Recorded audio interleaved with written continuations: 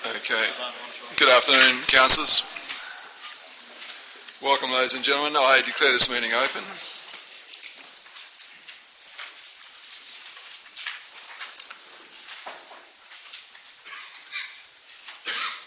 Councillor Miguel is on leave of absence. Declarations of interest. I have a financial interest in item 10.5.1 as my self-managed super fund portfolio includes shares in one of the tenders.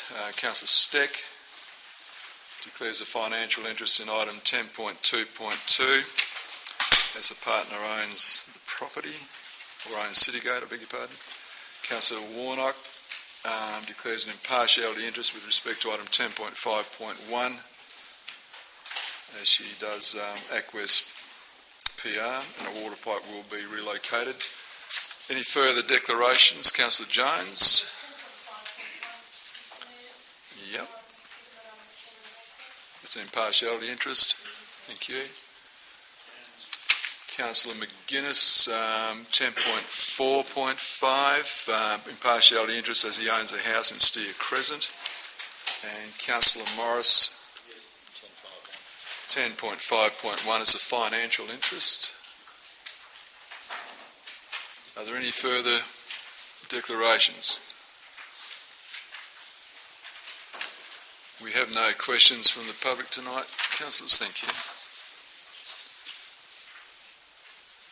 Confirmation of the previous minutes. Someone prepared to move that they be Councillor Cook. Seconded, Councillor Giles. All in favour?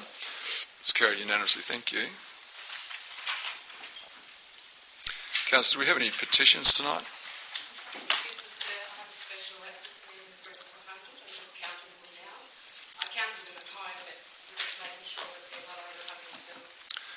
We shall wait, Councillor Steck.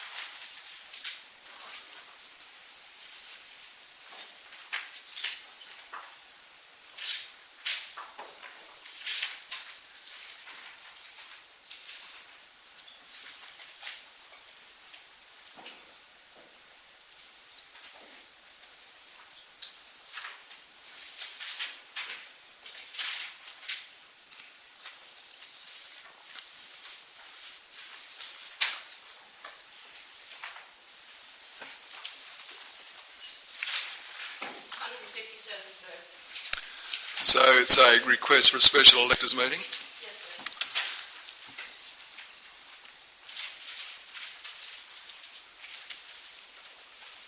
Thank you.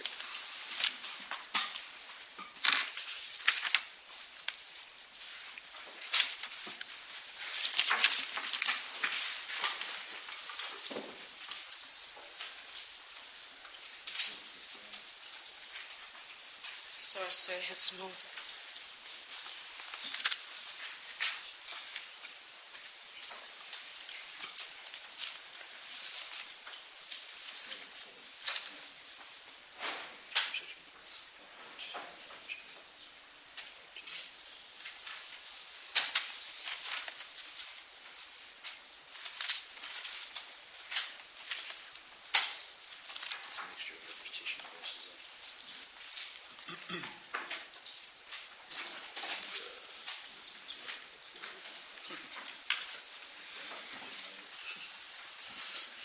Councillor Steck, I'm not accepting this. It's not in the form required under the Local Government Act or the regulations.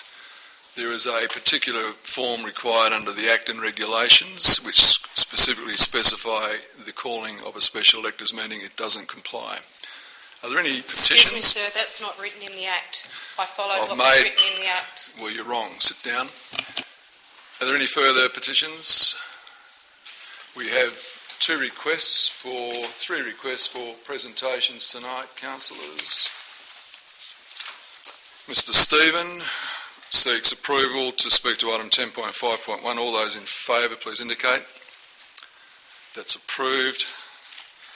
Mr. Nicholson requests approval to speak to item 10.4.5. Those who agree, please indicate. It's approved. Mr. Neal seeks approval to permission to speak to item 10.5.1. Those who approve, please indicate. That's approved. So, to those three members of the public, when the item is to be dealt with, we will invite you to come forward. You have 5 minutes each, and you present. There's no opportunity for questions. You just do your presentation, then the council will consider the matters. Thank you.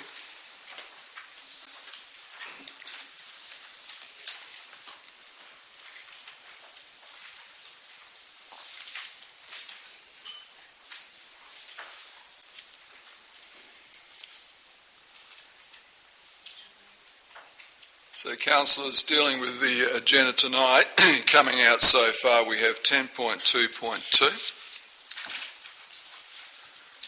10.2.5, that requires an absolute majority, 10.2.6, there has been a change to the recommendation there, so we'll go through that with you when we get to that item. And we also need to endorse elected members attending the conference. 10.2.7 requires an absolute majority.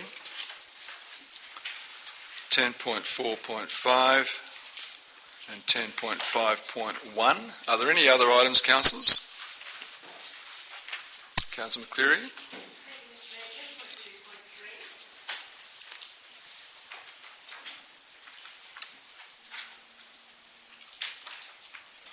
Councillor Steele?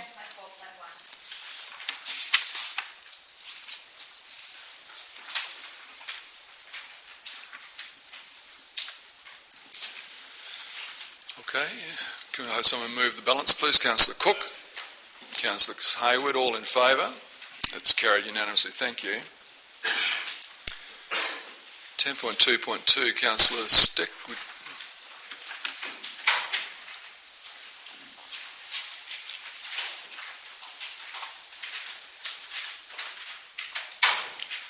Someone prepared to move that recommendation? Councillor Kelly. Is there a seconder? Councillor McCleary.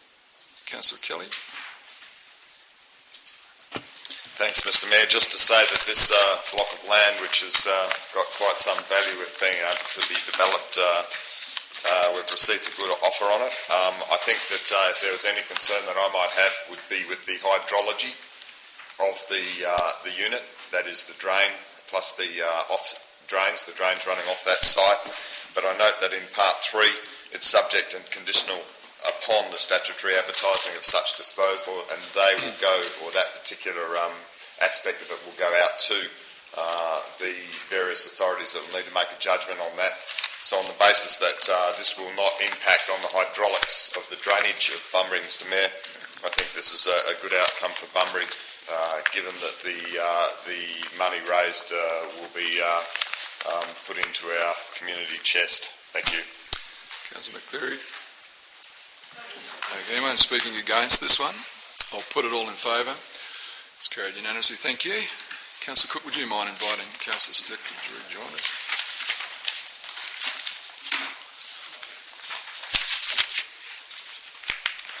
Thank you. 10.2.3, so I'm prepared to move the recommendation there. I defer when you're ready. Do you want to defer this? Yes, please.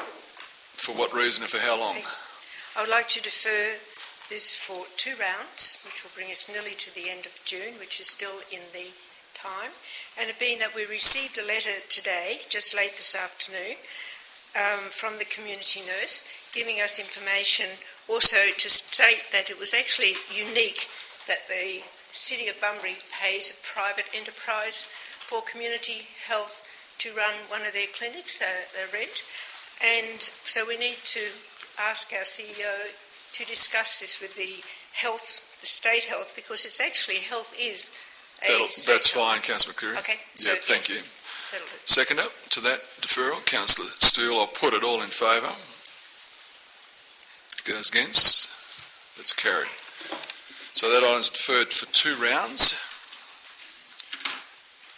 We now move to 10.2.5. We need an absolute majority here. I'll just get to it.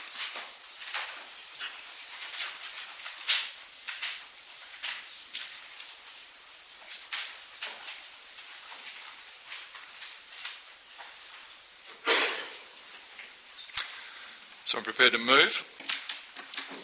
Councillor Kelly, Councillor McCleary. Councillor Kelly, do you wish to speak?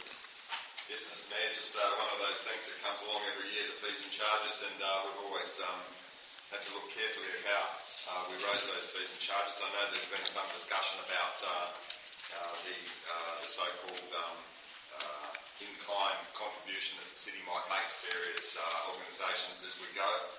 I think that's a debate that we're going to have again and again as we look at how we support all of the worthy organisations that we have in the city of Bunbury. However, I think that we've done very well on our fees and charges. We've kept it within a band, a lowish band, and that's a good thing for the ratepayers, it's a good thing for us, and other discussions that come out of it, particularly about how we contribute to organisations that do so much good work in Bunbury through in-kind contributions will be had at some stage, and I'm sure I feel a policy coming on, Mr Mayor. So I ask councillors to support the fees and charges for 2016-17. Thank you. Councillor McCleary. Anyone wish to speak against this? Thank you, Councillor sir. Stick. I can't agree with the charges that we're going to charge people for events and small community groups that have events so often, and therefore I can't accept it, sir. Speaker 4. Councillor Kelly. Thank you, Mr Mayor. Right. All in favour? Those against? That's carried by an absolute majority. Thank you.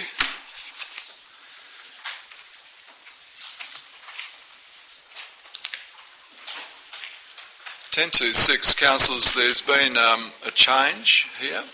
Have you all got that, or who hasn't got the change? Okay, councillor. I'll ask the CEO just to go through the changes, which is really the proposed motions. Thanks. Yeah, thank you, Mr Mayor. Councillors, the 2 motions that we had put up there before, following a meeting I had with Walga last week, they recommended that those 2 motions go back through the zone, given the complexity that's involved in that. So the recommendation is to put those 2 motions back through the zone process to allow further debate on those. The other 2 motions, one of them was put forward by the Deputy Mayor, which was in relation to the assessment criteria for accessibility and inclusion, and the second one is in relation to renewable energy, which I've spoken to Walga about, and there's a meeting on this Friday as well. So I've left that we can sort of amend some of these motions to go through to Walga based on that outcome on Friday as well. So that's the intent of the change, Mr Mayor. Thank you. Are there any questions of the CEO? So, councillors, Councillor Giles and Councillor Kelly have indicated they wish to attend the conference as voting delegates, and we also need to authorise their attendance at the actual conference itself. Are there any other councillors who wish to be considered for the conference? So if you're happy with that, councillors, can I have someone move? I'll just get, thanks very much, Katie. So 1, 2, 3 and 4. We all clear on that? Someone, Councillor Hayward.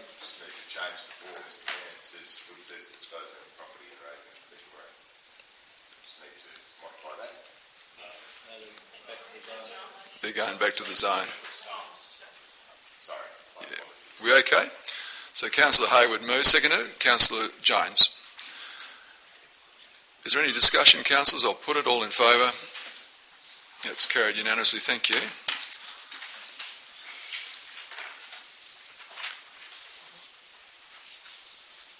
Ten 2.7. This requires an absolute majority. Someone prepared to move that one?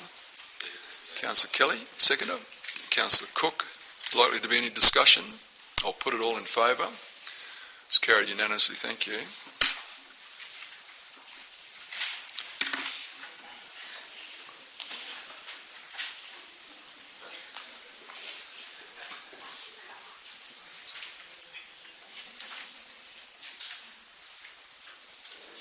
Ten 4.1. Someone prepared to move the executive recommendation?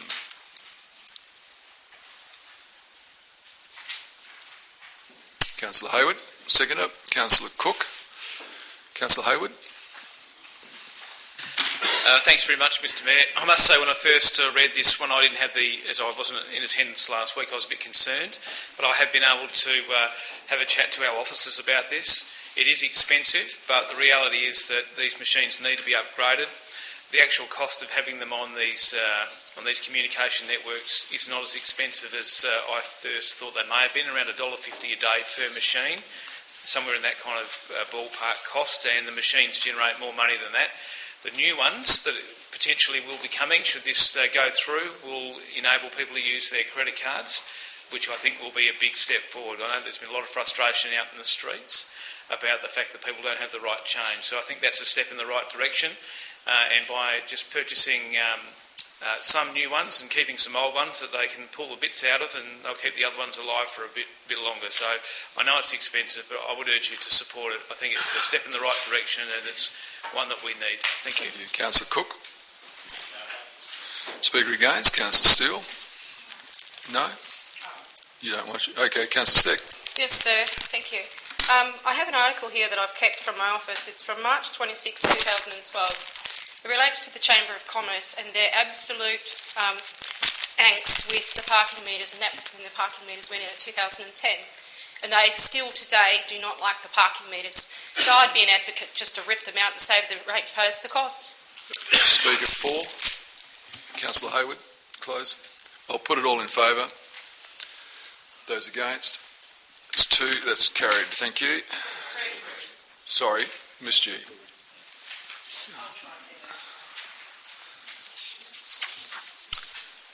We move on to 10.4.5. Mr. Nicholson. Welcome. 5 minutes. Thank you, Mayor and Councillors, for the opportunity to speak to you on this. There's a lot of closeness with what the city has agreed. The wall, its shape and size isn't under question. It's the 2 sections of permeable walling which the city wants installed, and that destroys the acoustic benefit of having it. So we've come a long way since the last council meeting. The questions which were asked after I vacated, I would have loved to have said a few things, but I couldn't. But I think they were addressed later on in the email to you. There is a definition for the roller that can be aligned with the street fence. It doesn't have to be treated as a building. We all know now we've got primary and distributed roads, and they have to be taken seriously and in a different category to Queen Street, Beach Road, and all the other streets which we might be having problems with. And you all know council staff informed in their agreed allocation. The one question I think you as decision makers have pointed out, the explanatory documents, guidelines, they are to be read in conjunction with the archives, there's no question about that. The explanatory documents, it was a cyclical argument. They refer you back to the policy document, which was the only document which really covers this issue of acoustics, and it's back street walls and fences. P4, 5.4, we're all talking about, and it gives council the power to adjust the archives with appropriate consideration for the need for attenuation of traffic impacts where the street is designated as a primary or district distributor or integrator arterial. Now, I think this is where I think it's all falling apart. It's what does consideration mean? Does consideration mean you can suspend your consideration of the importance of acoustics, the actual decibel of the street? I don't think it does, because it's actually in there. So you have to deem to comply, or if you've got an issue with acoustics, you're on one of those types of roads, then council needs to consider what design changes you need to do to improve the wall's acoustic rating. So consideration doesn't mean you can suspend understanding or consideration of the acoustics. I don't think. I think anyone looking at this, in any other forum, that's how it would come back to what was consideration. Have you given due consideration? Now, I've given you an acoustic report. It basically states 67 decibels at street level. You've had no disagreement with this from your engineering staff. Your planning staff, that was a slightly schizophrenic report we had last time. I think the engineering gave saying this is acceptable, was reading their information and actually put through the acoustic engineer's system. But the planning department tried to sort of say this wasn't important. Well, the decibel ratings come in state planning policy. It's also integrated in your scheme text. It isn't applicable in existing infrastructure. We know that because basically development would cease to exist if it was existing infrastructure. It just wouldn't work. But all new buildings, all new roads of this primary nature, of distributed nature, has sound attenuation. It's throughout the state and it's unavoidable. And I would say your council will be putting conditions on acoustics when it comes to subdivisions down west. You've only got to look at walls and things like that going up and you know that was a planning condition. Now, to deny an individual to comply with reasonable noise levels, I think is a very serious planning error. And that's all we're asking. This reduces it by about 5 decibels. It's still 62, it's still over the 60 threshold. But nonetheless, it's on the way, and then the owner will have to do any additional measures in the house.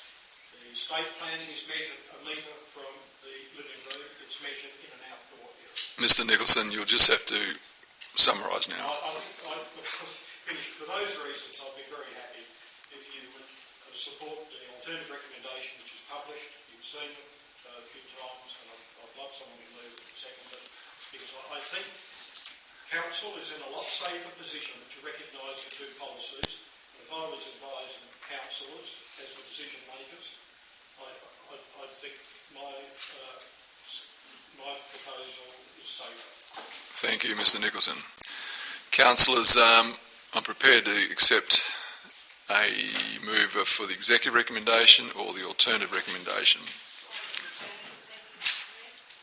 Do you want a question, Councillor Hayward? A quick question, if I may. Sure. Officers. Can you just stand up? Thank you. Thanks. Sorry about that.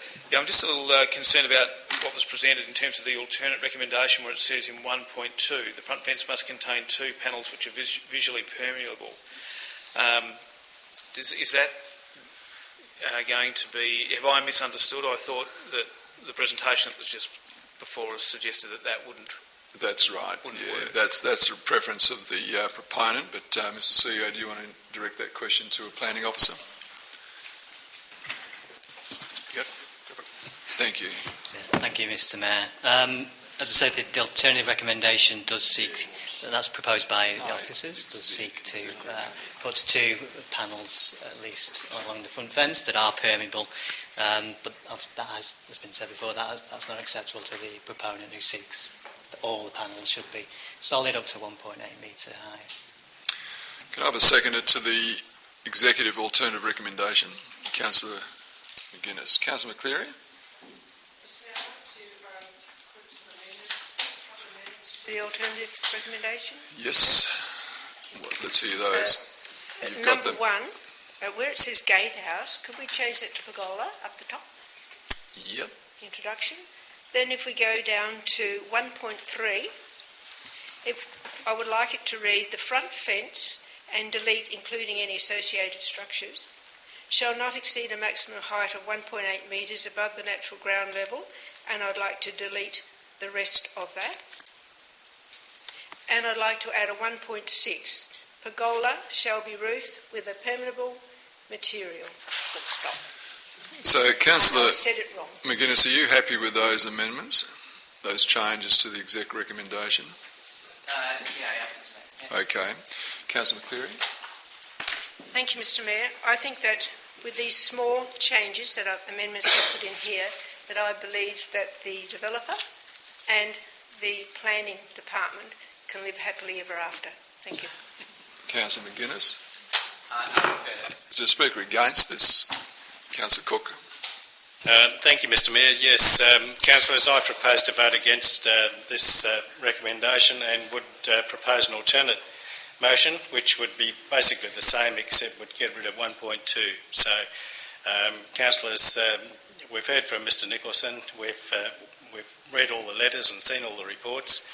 So I would urge you to support common sense and reject this particular motion and vote for an alternate motion which will allow the wall to be 1.8 metres high. Thank you.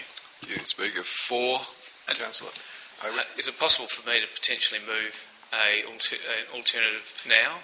In Yes. terms You can move an amendment, Councillor. amendment to delete 1 point, the part where it talks about the permeable. That's a substantial change, so you'd need to defeat this. Okay. I won't accept that as an amendment because it's a substantial change to what's been proposed. Is there a further speaker for? Excuse me, sir, can I just ask a question? Sure. Under our city-town planning scheme, it states that permitted developments, which is 8.2, section G, says that the erection of a boundary fence and except otherwise regarded by the scheme. And I couldn't find any requirement in the scheme for that a planning approval should be granted for a fence. You should be able to just build it anyway. Can someone answer that question, please? I can answer that for you, Councillor Stick. It's under design. It's under the Residential Design Code of Western Australia Explanatory Guidelines. It's item 5 on page 37, Design Elements of the R Code Streetscape, 5.2, Street Walls and Fences. Is there a... Sir, can I ask another question? You can. Even though it's a state government policy, I was under the impression that a policy is only a guide. It's not actually scheme text, sir. Mr CEO, perhaps it's someone else's turn. Mr Farnsworth. Mr Mayor, no problem. If a fence is not going to exceed the standards that the Mayor has outlined, that is, it's not 1.2, and if it is indeed above 1.2, that it's visually permeable, we can handle that outside of being a planning, a development application. But because this is exceeding that and does not comply with the R codes, it triggers the requirement for a development approval. Speaker for this motion, Councillor McCleary. Close. Thank you, Mr Mayor. I believe that this particular motion, we do need to have the see-through, okay, because there are a lot of traffic going along there, pedestrian traffic and that, and also I have taken on board what everybody has said, including the person who wishes to, Mr Nicholson, who wishes to build this. And I think that this is a coming to the party both ways. So I do hope that you will support this motion and allow the builder to get on with it. Thank you. Thank you. I'll put it all in favour. Please indicate. Those against? 6 all. Was 6 all? I'll use my casting vote in favour of this motion. So it's 7-6.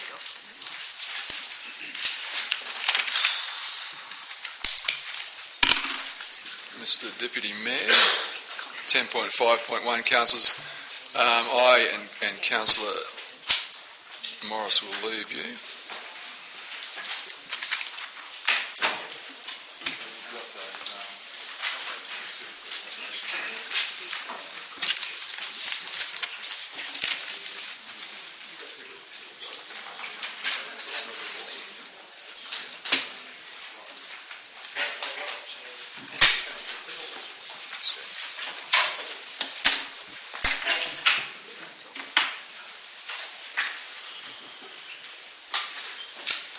Thanks, councillors. We have two deputations here. Invite Mr Stephen up to make your presentation. If you just state your name and your address, and you've got the floor for a while. 5 minutes. Stephen, 30 Stewart Street, Mr Deputy Mayor, I will not be making a contribution this evening. I've spoken with each one and I'm happy not to speak. Okay, thank you very much, Mr Stephen. And secondly, Mr Neil.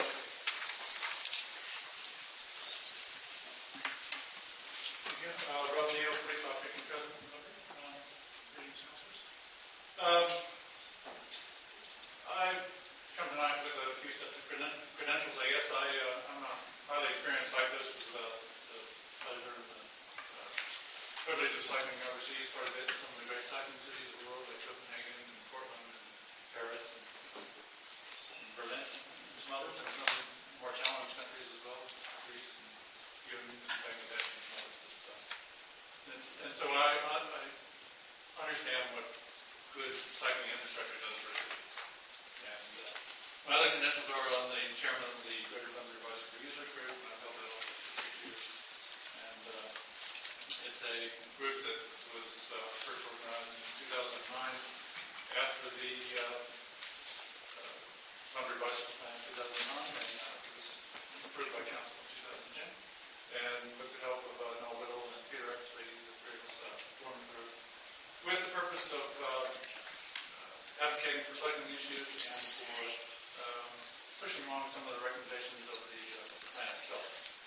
And sadly, with the exception of the very elegant cycle lanes that we have out in Parade Road and the connector to the Stewart Trail on Ocean Drive, and the bicycle, some bike tracks, and some pretty high-quality concrete infrastructure around all the schools. There's very little that's actually been accomplished since 2009 with implementing this recommendation. My third credentials are I'm an 18-year resident of the city, and I think there's probably a few places that I can think of that cry out for a good quality infrastructure, cycling infrastructure, and pedestrian infrastructure like Hungary does. For a coastal location, landscape, surrounded by water, ideal for quality cycling.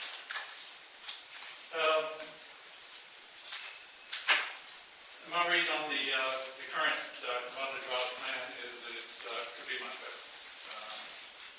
I think for a major connector road into the highly populated suburbs north of the Shire, we need a really high quality, dedicated, 2-lane, separated bicycle lanes that basically invite commuters, they invite families, and children to ride in a high level of safety. And the existing plan, although it does allow for some of the needs for cyclists, I think here's our opportunity to come up with something really good.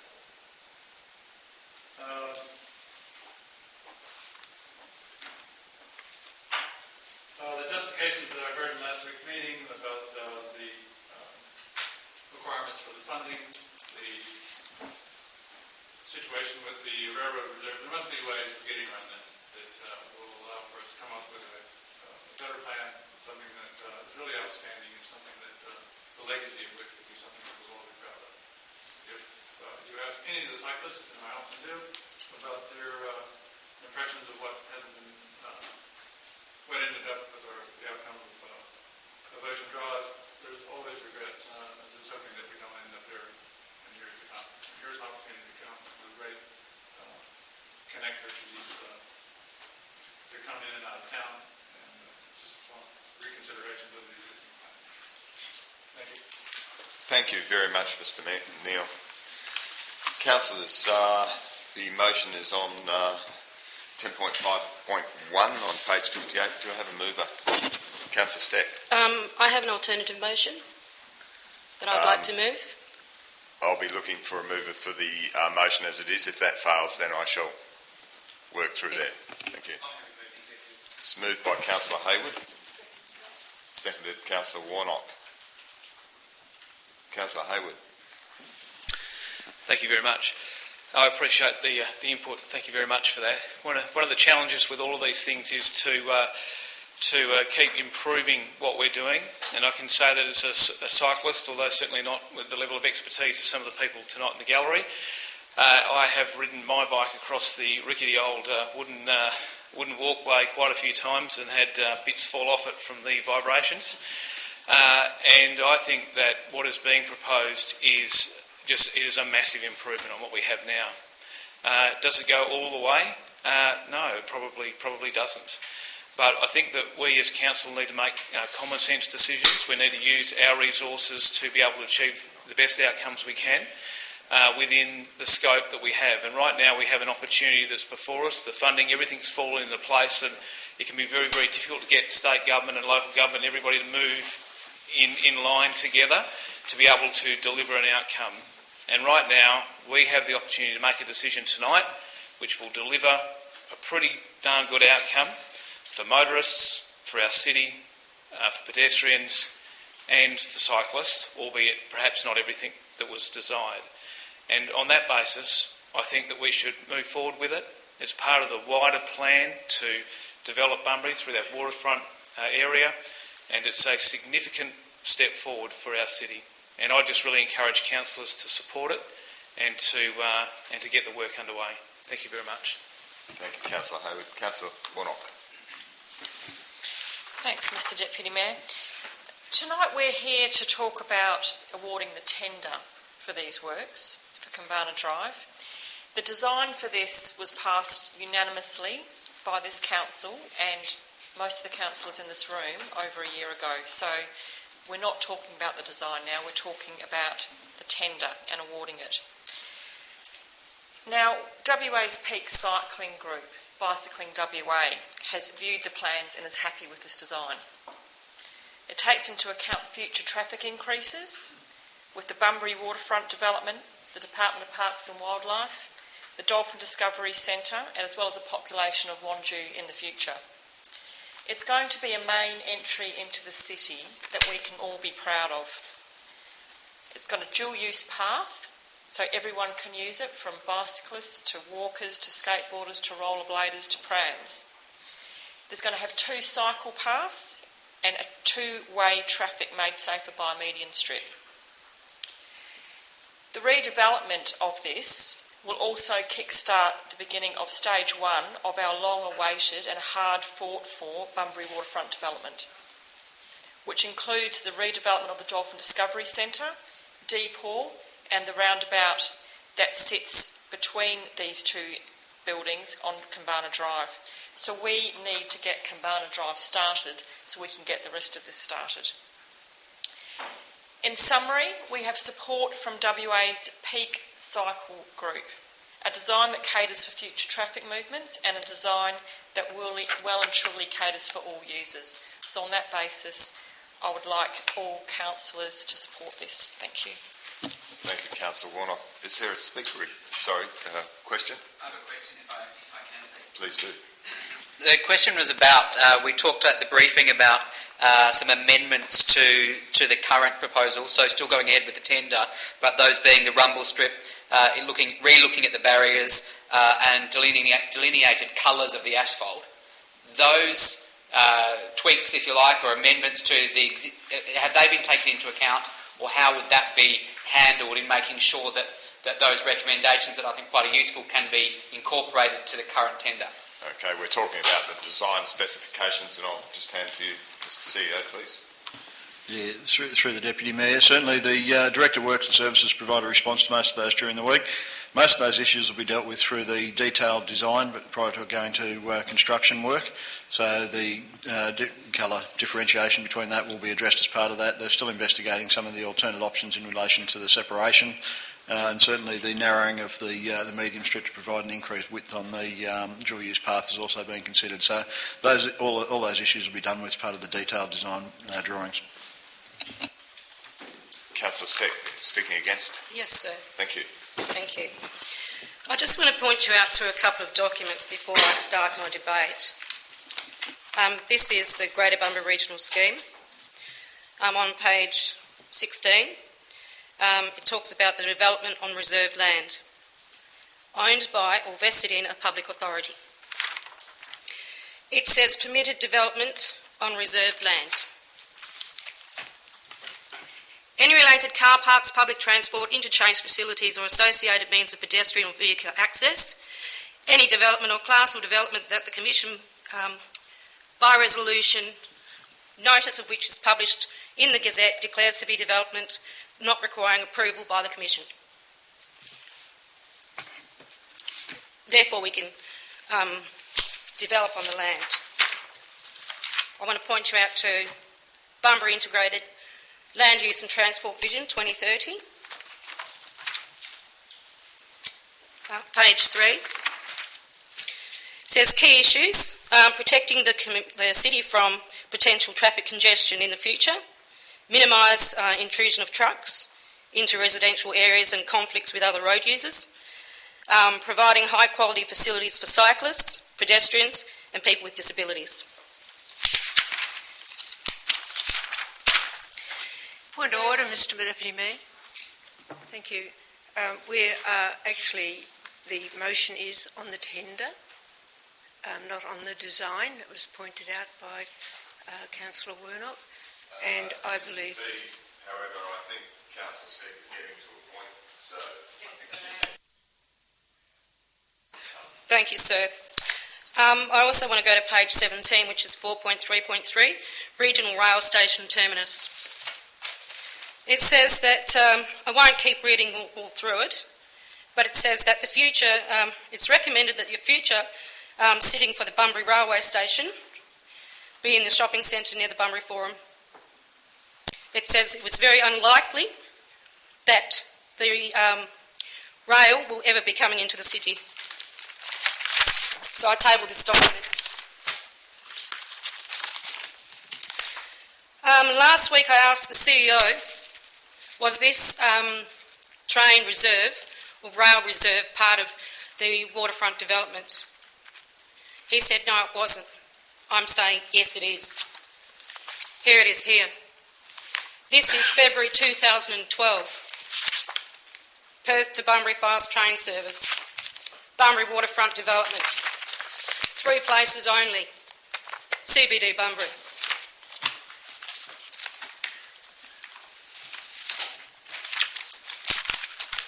The transport document, this document was done in September 2006, sorry. So here you have your own policies, your own document trail, the Commission, the state government policy, and the reason being is you can build on the reserve. You can have a dedicated bicycle path on that reserve. Then you will have the entire community benefiting from this project. I don't know if anyone's walked on that path recently, but the backlash from a double bogey passing you, the vibrations from that alone is very dangerous. So to have a lane next to a road like that, at that speed, is very dangerous. Councillor Warnock talked about the roundabout. The roundabout is going to be a 40 to 50k zone, and that will mean more vehicles on the road for a longer period of time, trucks breaking down with their air brakes in the residential area. The houses over there already tell me their houses shake when a truck goes past. There is so much conflict within the city with bicycle users on that road, with a dedicated bike path on the rail reserve, that would alleviate that problem. You know you can develop on it, you just have to make the decision. Council has the authority by the Commission to do it. It says in our own document we will never be building that rail in a pink fit. So why are we dreaming? Why are we dreaming? It's about time we actually had a true conversation with the community, proper consultation with the community. We had one meeting. The letter that the community got was not telling them about the design, was not telling them about them to have their say, it was just telling them when the road was going to close. The other thing you ought to consider is when the traffic starts slowing down on that road, they're going to go down Austral Parade, and they're already doing it. And the fact is they don't use the roundabout, the ELUP roundabout now. They're still using the thoroughfare of Parade Road and the alternate left road going into Big W. Thank you. Thank you, Mr Deputy Chair. Mr Chairman, sorry. The community itself wants another further conversation. The evidence of that is the special electors meeting that I tried to call with the community. Over 157 signatures. Can I have a point of order, Mr Deputy Mayor? We are talking about the tender, not the design. That was discussed a year ago and passed unanimously by this council.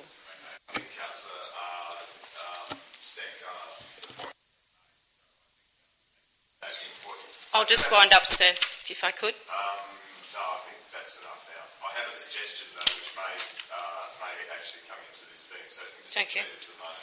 Council's at the discretion of the mover and the seconder. If we added a number 3 to the above, which simply says we authorise the city, the chief executive officer to commence negotiations with the relevant agencies to progress.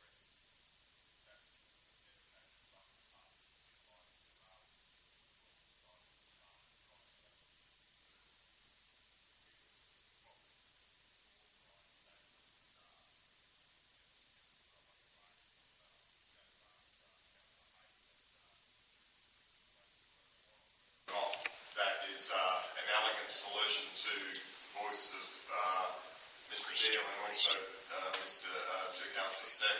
Just a question, please, Mr Deputy Mayor. I'm wondering if, in fact, and the planner isn't here, our previous Mr Harris didn't already have these talks. Is there someone that could answer that question? Was there a reason? Has it already been put to and a decision given to our executive on that? I will ask the CEO to respond to that as he was in those. Thank you. Through the Deputy Mayor. Certainly the discussions have been held previously and there wasn't support for it. It's not going to stop us going back and trying this process again. With certainly the views that have been raised by the community and councillors tonight, we can take that back through to the relevant state government agencies. It's not a simple process. It took over 18 months to resolve the other part of this as part of the Kambana foreshore process. So we can raise it again, and I think part 3 of the proposed recommendation addresses that. My view is I'm happy for the CEO to talk to anybody about pretty well anything at any time. So there's no problems with. I'm happy for him to have the conversation. If at some point in the future that's able to be facilitated, that's fine. But it's not a part of this particular tender that we're looking to approve. Just a question. Is this going to delay anything, Mr CEO? Chair, Mr. CEO. Through the Deputy Mayor, no it won't. This still awards the tender, but allows us to just continue on with a separate project. This would come back to Council once it's resolved, and Council can make a separate decision on funding it and how we go forward with it. On that.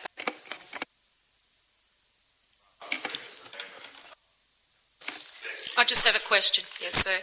Has the detailed designs of the Kambana Road intersections and the cross sections, is there any sort of clear design that has been given and provided to the community? Sorry, the Kambana Drive roadworks. Has there ever been any clear cross-section designs on the Kambana Road, and is there a clear definition between the port boundary, whether or not the fence is actually on road reserve or port reserve, or whether or not they've actually put the fence on land they don't own?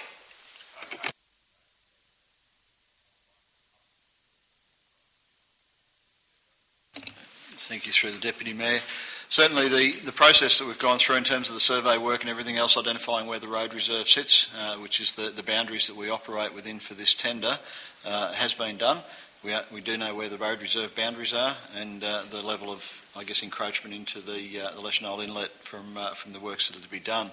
The cross-section that was provided, which has been up on Council's website, is the basis for which the design for the tender has been undertaken. And the tenderers have gone through and they've assessed it based on that preliminary work. They've costed it out based on what they need to do to achieve the design that was adopted by Council in June last year. Okay. Yes, it's a question, Deputy Mayor. Is it correct that there will be a decommissioning of outer harbour facilities in the year 2018 and the number of trucks using Kambana Drive will be significantly reduced? to speak on that one, Councillor Jones.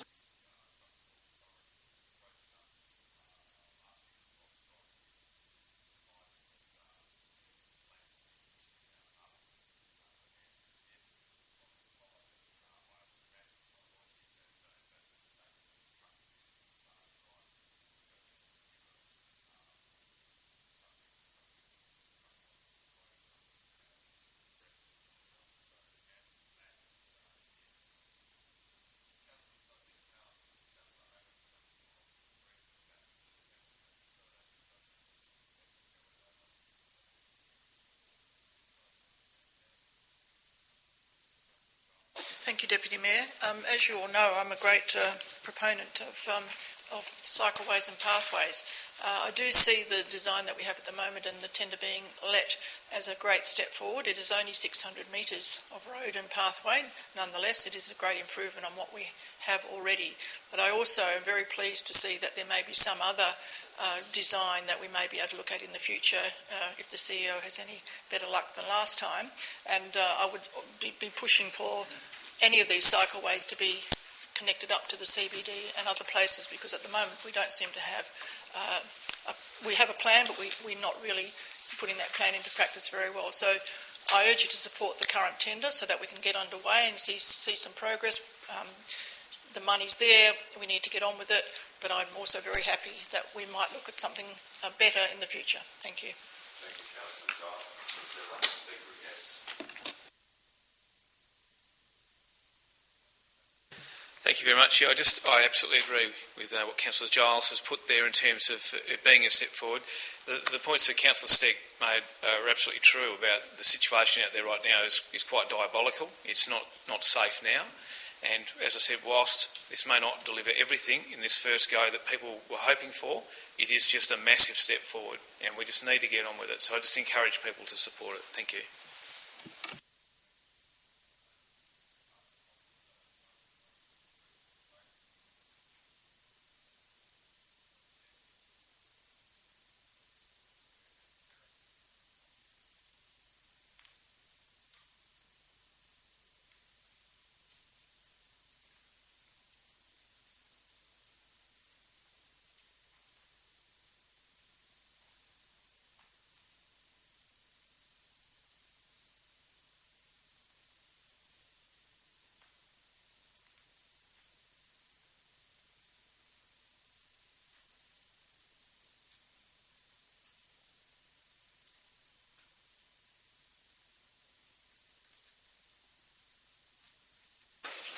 Thank you, Councillor Kelly. Thank you, councillors.